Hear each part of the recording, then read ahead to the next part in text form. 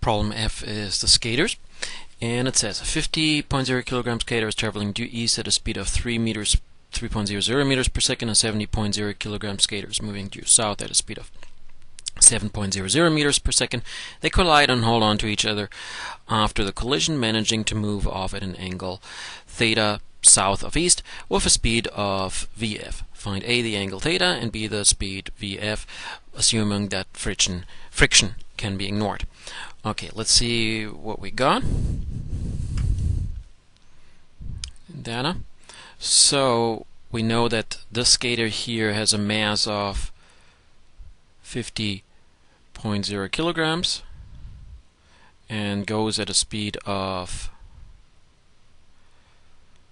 3.00 meters per second, and this one here has a mass of 70 kilograms and goes at a speed of -7 meters per second. This was supposed to be a 7 here, and this one here is actually in the y, so I should actually write this as V0y, and this one here I should write as V0 V0x. Okay, and then the two collide, hold on to each other, and they're gonna go off towards the lower right with some speed. Let's see what we have given. Well, we have these given here. Here, there's of course velocity in only the x direction, but velocity in the y is 0, so we know all of that. And here, that's -7 in the y, and x is 0. We know the mass, and then we're supposed to figure out what the velocity is. And again, they hold on to each other. That's what it says, right? Yeah, holding on to each other after the collision. So these two are equal, and we can just use one that we call Vf. Okay, because this happens, so we have the conservation of momentum on this one here, and so we're gonna say before and after. But then, because it's in 2 dimensions, we actually have to write it down twice, once for the x and once for the y. So this is the way I'm going to write it down. In the x direction,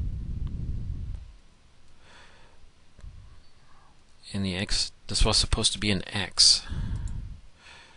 Still have to kind of repair how I write here, handwrite. I can't really type either because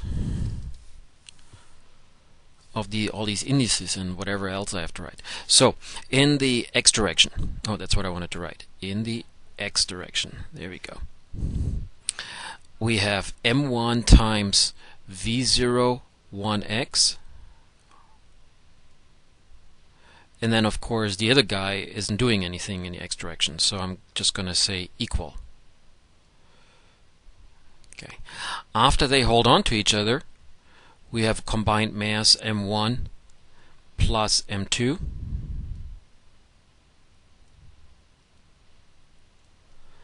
times their total velocity, but that's only in the x direction. So cosine of the angle that they have at the end. Okay. In the y direction, we have the mass of the second guy times his velocity in the y direction, which is given as -7. So remember that this is actually -7, equals, and then again we have the combined mass after the collision, m1 plus m2 times velocity times sine of the angle. Okay. Now here we have 2 unknowns, and I actually should write this on here as well. I didn't make space for that yet. So theta should also take on a question mark. Maybe I'll pull it over here.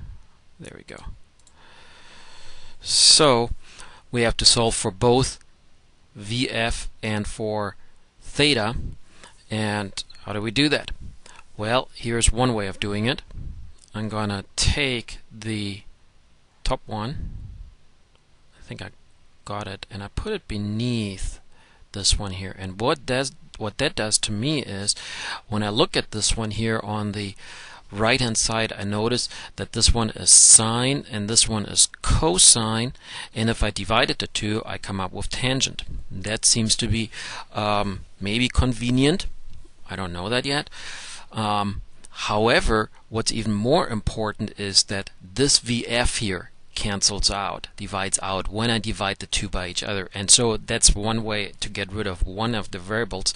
And therefore, in order to figure out what the angle is,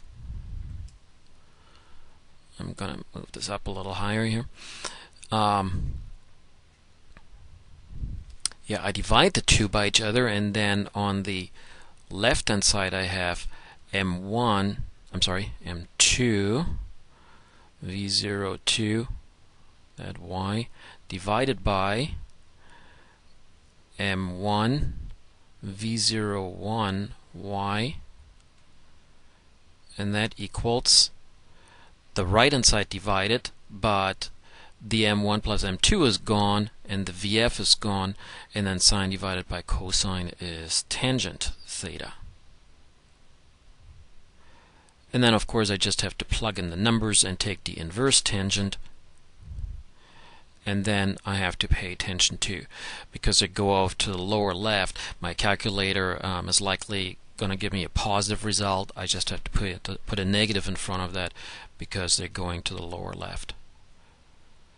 Okay, and then what I do is, in order to figure out what the VF is,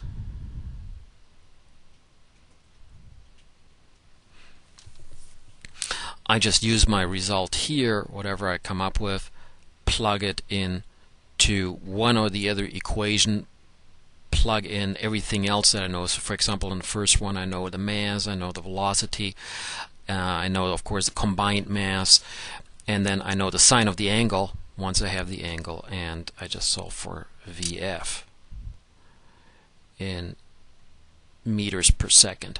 Now that one is kind of an absolute value, respectively the magnitude of the vector itself going at a certain angle, so this one will come out to a positive number.